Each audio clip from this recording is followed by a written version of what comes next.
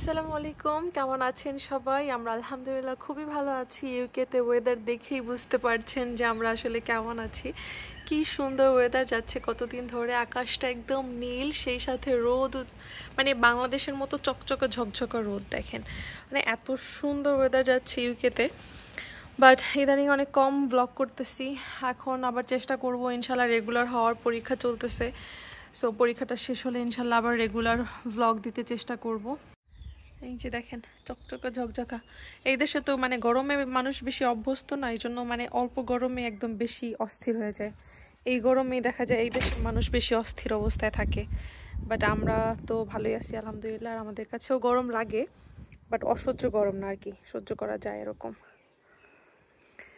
এই তো, আর এর মধ্যে আমার মেয়ে শুধু বারবার বাইরে যেতে চায়। কতবার সবাই বাইরে একবার একবার করে বাইরে নিয়ে যায়, বাইরে ঘুরতেই থাকে ঘুরতেই থাকে। তো সকালে উঠেই মা হচ্ছে আলু ভাজি কেটে তারপর হচ্ছে বসায় দিছিল। তো আলু ভাজিটা চুলায় অলরেডি মা বসিয়ে দিছে, তো এটা হইতে থাক। সেই সাথে আজকে হচ্ছে পরোটা বানাবো। আলু ভাজি দিয়ে পরোটা খেতে ইচ্ছে করছে নাকি, তাই আজকে পরোটা বানায় দিচ্ছে মা। মা একদিকে বানায় দিচ্ছে, আমি পরোটা ভাবতেছি একদিকে ভেজে নেই, তাহলে তাড়াতাড়ি হয়ে যাবে। আর আলু ভাজিটা হয়ে গেছে, সেটা রেখে দিছি। এখন এই চুলায় আমি হচ্ছে মাংস বসাবো দুপুরে খাওয়ার জন্য। তবে মাংস বসানোর সব কিছু প্রিপারেশান নেওয়ার পরে হচ্ছে একটু চাইনিজ রান্নার প্ল্যান হয়েছে। তো এখন চাইনিজ রান্নার জন্য হচ্ছে আস্তে আস্তে জোগাড় করে নিব। আর এখানে আমি পরোটা ভেজে নিচ্ছি। বাসায় অনেক সময় দেখা যায় রেডিমেড পরোটা থাকে, সেটা থাকলে মানে যখন খেতে ইচ্ছা করে ভেজে নেওয়া যায়। আর আজকে ছিল না, সেই সাথে হাতে বানানো পরোটাও খেতে ইচ্ছা করছে হয়তো, তাই মা হচ্ছে বানিয়েই দিচ্ছে। তো ভালো করে ঘি দিয়ে ভেজে নিয়েছি। আর এই চুলায় হচ্ছে আমি মুরগির রান কষায় নিচ্ছি ভালো করে। আমি সবসময় হচ্ছে চিকেন রান্না করলে বেশিরভাগ ভেজেই নেওয়া হয়, বাট মাঝে মাঝে ভাজা ছাড়াও দেখি ভালো লাগে, নরম হয়। আর এখন হচ্ছে আমার চুলা হচ্ছে ব্যস্ত, তো সেই কারণে ভাবলাম যে থাক আজকে না ভেজেই বসাই, কারণ এমন না যে না ভাজলে ভালো লাগে না, না ভাজলে অন্যরকম মজা। তো এখানে মাংসটা হোক আর একদিকে পরোটা ভাজা হয়ে যাক। পরোটা ভাজার পর একটু দুধ চাও বসাই দিছি, পরোটা দিয়ে দুধ চা খেতেও কিন্তু ভাল লাগে। আর এখানে হচ্ছে আমি চাইনিজ রান্নার জন্য প্রিপারেশন যা আছে সেগুলো নিয়ে নিয়েছিলাম। আমি সব কিছু ভিডিও করতে পারিনি এবং করব না, একদম রান্নার শেষেই দেখা দিব, কারণ চাইনিজ রান্না করলে তাড়াতাড়ি তাড়াতাড়ি করে ফেললেই ভালো। সেই সাথে হাতটাও হচ্ছে বিজি থাকে, মানে কাটাকাটি করে তারপরে চুলায় ঝটপট ঝটপট বসিয়ে দিতে হয়, আর সেই সাথে ভিডিও করলে একটু সময়ও বেশি লাগে। তো যাই হোক, রান্নাবান্না শেষ করে আপনাদেরকে এখন একটু দেখাই। এই যে পরোটা ভাজা হয়েছিল, খাওয়া হয়েছে, কিছু আছেও। আর এই হচ্ছে আমার যে মাংসটা, ওটার মধ্যে একটু আলুও দিয়ে দিছিলাম। আর এখানে ফ্রাইড রাইসটাও করে ফেলছিলাম, মানে আমি ভিডিও ছাড়াই অফ ক্যামেরাতেই সব কিছু রান্নাবান্না করে ফেলছি। তো এই হচ্ছে আমার ফ্রাইড রাইস, বেশিরভাগ গাজর গাজর দেখা যাচ্ছে, কারণ অন্য তেমন কোনো সবজি ছিল না, মানে হঠাৎ করে চাইনিজ খাওয়ার প্ল্যান, তো সেই কারণে আর এত কিছু নাই। ক্যাপসিকাম একটু আনা হয়েছে। আর সেই সাথে এখানে হচ্ছে আমি একটা হানি চিকেন উইংস করি মাঝে মাঝে, এটা তো সবাই খুব পছন্দ করে। সব সময় করা হয় না, বাট যখন খেতে চায় তখন করি। এখন চাইনিজ খাবারের সাথে এটা ভালো যাবে। আর এখানে সেই সাথে মুরগির বুকের মাংস নিয়ে আসছে আর ক্যাপসিকাম, তো এটা দিয়ে আমি এখন হচ্ছে একটু চিকেন মাঞ্চুরিয়ান বানায় ফেলেছি। সো চাইনিজ খাবারের জন্য কিছু আয়োজন আছে, সেই সাথে নর্মাল চিকেন রান্না করা আছে, যা আর যেটা ভালো লাগে সেটাই খাওয়া হবে আর কি। তো সব খাবার কিন্তু রান্নাবান্না শেষে এখানে বেড়ে রাখছি, আর সেই সাথে আলু ভাজিটাও রয়েছে। দেখতে কিন্তু খুবই সুন্দর লাগতেছে, এই উপরে তিলটা ছিটাই দিলে বেশি সুন্দর লাগে। তো রান্নাবান্না শেষ করে আমিও এখন হচ্ছে একটু দুধ চা দিয়ে পরোটা খাবো। আমি নাস্তা করার সময় ভাত খাইছিলাম, বাট এখন হচ্ছে আমি একটু বসে বসে আরাম করে দুধ চা দিয়ে পরোটাটা খাবো। দুধ চা দিয়ে পরোটা কিন্তু মাঝে মাঝে খেতে ভালোই লাগে। আমি দুধ চার এত বড় ফ্যান না, বাট এই যে পরোটা দিয়ে মাঝে মাঝে খেতে আমার কাছে ভালো লাগে, অথবা কোথাও বেড়াতে গেলে অনেক সময় দুধ চাটা খাই। আজকে এই এয়ার ফ্রায়ারটা কেনা হয়েছে। এয়ার ফ্রায়ারটা মোটামুটি বড়ই দেখতে, বাতাসে এখন সব কিছু ভাজবো। আমি দেখাই, এটা হচ্ছে 6.2 লিটার ডিজিটাল এয়ার ফ্রায়ার, দেখি কেমন হয়। এখানে তো ছবি দেখাইতেছে একটা চিকেনের, এখানে এটা ননস্টিক, কত লিটার, তারপরে হচ্ছে কতটা পোর্শন দেওয়া যাবে, লেটসি দেখলে খোঁজা যায়। নো অয়েল নিডেড, 2 বছরের ওয়ারেন্টি। তারপর সরি, এরকম হচ্ছে দেখতে হবে, খুলে দেখি কেমন আসলে। আজকে খুলবো আর একটু ট্রাই করেও দেখবো যে আসলে কেমন হয়। অনেকদিন ধরে এয়ার ফ্রায়ার সবার কাছ থেকে অনেক ভালো রিভিউ পাই, মানে যে যেটা ইউজ করুক না কেন সবাই বলে খুব ভালো, এয়ার ফ্রায়ার দিয়ে সব কিছু ভাজলে তো হেলথি, যে তেল লাগে না, তেল দিয়ে ভাজার মতো এতটা খারাপ না। আবার সেই সাথে এটা হচ্ছে সুন্দর মচমচে হয়, মানে ওভেনের যে কাজ সেটাও প্রায় হয়ে যায় এটা দিয়ে। তবে আমরা ট্রাই করে দেখি, ট্রাই করলে কেমন হয়। সো এটা এখন ওপেন করব, এখনও খোলাই হয় নাই।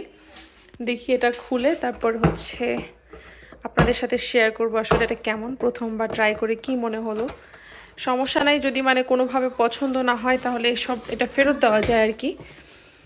সো এটা কেনা হয়েছে আজকে, আমি এই প্রথমবার এয়ার ফ্রায়ার ট্রাই করব বাসায়।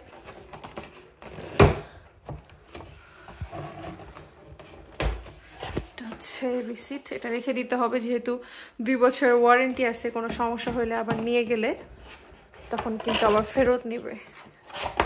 সো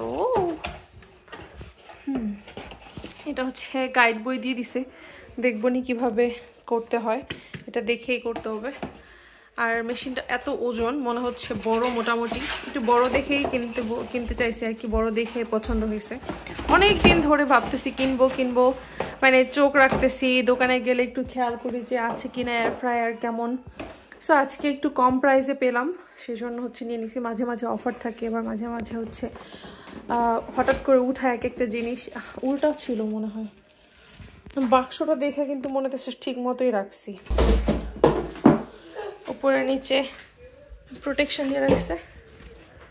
কি আমো রিম, দেখো এটা কি। মজার ব্যাপার হচ্ছে আমি এটাকে ভাবছিলাম উল্টা, বাট আসলে এটাই রাইট দিক, এটাই ঠিক সাইড, অন্য সাইড ছিল নিচের দিকে, একটু ব্যাকা আর কি, ব্যাকা স্টাইল দেখেন, তাই না? হ্যাঁ, খুলে নেই। কালো রং, কারণ আমাদের কিচেনে সব কিছু হচ্ছে কালো, রাইস কুকার, টোস্টার, তারপরে ওয়াটার হিটার সব কিছুই হচ্ছে কালো, আর এই যে এই কালারটা, সো মিলছে ভালো। এটা খুলে দেখি।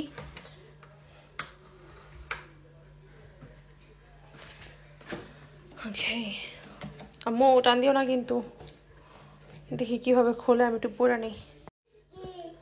সো আমি একটু পরে নিছি, আরও বেশি পড়তে হবে এটা সম্পর্কে জানতে, একটু ভালো করে ইউজ করার জন্য। তবে এখন একটু দেখি এটা খুললে এর মধ্যে একটা কি আছে। এটা হচ্ছে ট্রেটা, এখানে হচ্ছে খাবার দিব, আর এটা তো হচ্ছে মেশিনটা যেটা সব কাজকর্ম করবে। ট্রেটা এখান দিয়ে দিলেই হচ্ছে খাবার দিয়ে তারপর হবে। দেখি কি আছে এখানে। আমি যতদূর জানি যে একটা দিতে হয়, পেপার ফয়েল, লাইক কোনো বেকিং কাপড় টাপড় দিতে হয়, but I am not sure যে আসলে লাগে কিনা। এটা কি উপরে নাকি নিচে, আর অন্য ভালো করে বইটা নিলাম না তো, কি পড়লাম আল্লাহ জানে। ওকে, ইয়া দ্যাট গোজ ইন। ওকে, উপরে এটা নিচের সাইডে যাবে, দেন খাবার জাবার যাবে। ওকে, ভালো করে এটা ধুয়ে নেই, ধুয়ে শুকায় তারপর হচ্ছে ইউজ করতে হবে। আই থিঙ্ক 2 সাইড একই, এটা আবার আরেক ঝালা। এয়ার ফ্রায়ার বাস্কেটটা ধুয়ে একটু শুকায় নিছি, ফার্স্ট টাইম ইউজ করব। এখানে হচ্ছে একটা চিকেন উইংস আছে, রিমের জন্য রাখছিলাম, আজকে আমি চিকেন উইংস ভাজি করছি, ওখান থেকে একটা রাখছি, বিসমিল্লাহ। আর আমি হচ্ছে ওর জন্য ফ্রোজেন চপ বানায় রাখছিলাম, দেখি এটাও হয় কিনা। এটা যদি হয় তাহলে ভাববো অল গুড। 3টা দেই নাকি 2টাই থাক, অ্যাকচুয়ালি দেই না, এখানে কেমন হয়। আচ্ছা, এই 3টাই থাক। এন্ড দেন এটা জাস্ট এই মেশিনের ভিতরে দিতে হবে। কাগজ পরে উঠাবো না, আগে দেখে নেই কেমন কি কাজ হয় নাকি। ইটস ফাইন, উঠায় ফেলাই। রিমোটের কাগজের মতো, বাংলাদেশের রিমোটের কাগজ আমরা উঠাই না কখনো। 3 মিনিট রান্না হওয়ার পরে দেখতেছি আমি আর ধৈর্য ধরতে পারতেছি না, এটা দেখে তো মনে হচ্ছে অলমোস্ট ডান।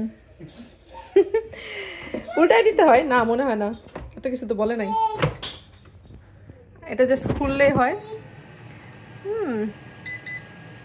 180-তে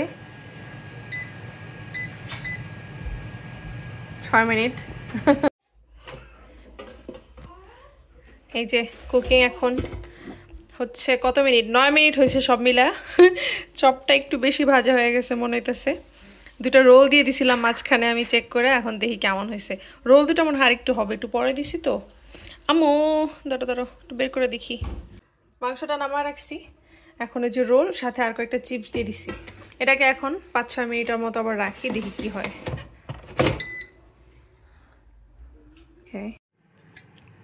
আর একটু আগে নামালে ভালোই তো, এটা পুরো মচমচা হয়ে গেছে, অনেক কম সময় লাগে।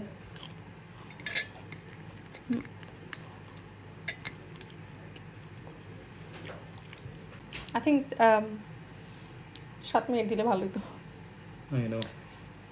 হ্যাঁ আস্তে আস্তে অল্প অল্প দিয়ে দিয়ে একটু দেখতে হবে, চেক করে করে, পরে আস্তে আস্তে শিখা ফেলবো। তাই আমার মেয়ে খাইতে পারবো না। খুব ক্রিস্পি। এই তো কাজকর্ম মোটামুটি শেষ আজকের মতো। এখন হচ্ছে বিকালে একটু বসে আছি, বিকাল বলতে একটু পরে সন্ধ্যা হয়ে যাবে, মানে আর আধা ঘন্টা বা 40 মিনিট পরেই হচ্ছে মাগরিব আজান হয়ে যাবে। এখনো বাইরে কিন্তু অনেক সুন্দর ঝকঝকে আলো দেখা যাচ্ছে। এই ঝকঝকে ফকফকে আলোয় আমি এখন একটু পড়তে বসছি। আমার একটা প্রেজেন্টেশন আছে, সেটার জন্য হচ্ছে প্রিপারেশন নিতে হবে। এই তো, আর আজকের ভিডিও তাহলে আর বাড়াবো না, এখানে বিদায় নিয়ে নিচ্ছি। সবাই ভালো থাকবেন, আমাদের সবার জন্য দোয়া করবেন। আল্লাহ হাফেজ।